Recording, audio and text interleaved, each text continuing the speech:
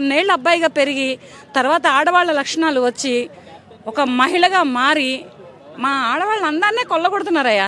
చూడండి ఎంత లక్షణంగా, ఎంత చక్కగా, ఎంత ముద్దుగా, ఎంత క్యూట్గా ఉందో అమ్మాయి. మీరేమంటారండి? ఆడవాళ్ళు మాత్రమే అందంగా ఉండాలనా? ట్రాన్స్జెండర్స్ ఉండకూడదా? దీనికి మీరేమంటారు? నేనైతే సూపర్ అంటాను. ఇటువంటి వాళ్ళకి నేను ఎప్పుడు ఎంకరేజ్ చేస్తాను. ఇటువంటి వాళ్ళకి కూడా లైఫ్ ఇవ్వండి. ఇంతకు ముందర ఇటువంటి వాళ్ళకి పనిచ్చేవాళ్ళు కాదు. పనివ్వక చాలా బాధలు పడుతూ సమాజంలో అవమానాలు పడుతూ ప్రతి ఒక్కరి దగ్గర చీత్కారాలు చీతరింపులు ఎదుర్కొంటూ చేతుల్లో పని లేక బస్సుల్లో, బస్టాండ్లలో, రైల్వే స్టేషన్లలో, రోడ్ల మీద ఎక్కడ పడితే అక్కడ చప్పట్లు కొట్టుకుంటూ బావా, అన్న, అక్క అంటూ, బావా అనే పిలుస్తారు వీళ్ళు, అన్న, అక్క అని ఎవరిని పిలవరు. అలా బ్రతుకుతున్న వీళ్ళకి ఇప్పుడు వీళ్ళకు కూడా సమాజంలో ఒక గుర్తింపు.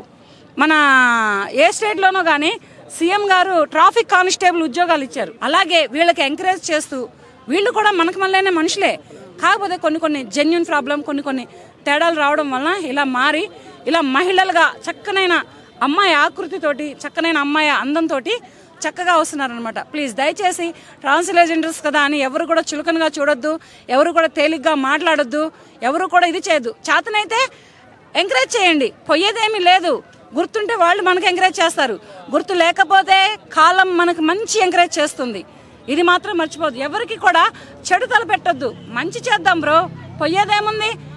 వాళ్ళకు గుర్తుందనుకో వాళ్ళు మనకి హెల్ప్ చేస్తారు, లేదనుకో కాలం మనకు తప్పకుండా మంచి రిటర్న్ గిఫ్ట్ ఇస్తుంది. అలాగే ఇటువంటి అమ్మాయిలకి ఇప్పుడు ప్రస్తుతానికి అమ్మాయి అబ్బాయి అయితే కాదు, అమ్మాయిలకి ఎంకరేజ్ చేద్దాం. ఇటువంటి ట్రాన్స్జెండర్స్కి మనం కోఆపరేషన్ చేద్దాం, ఎప్పటికప్పుడు తోడై నీడై వెన్నంటి ఉందాం.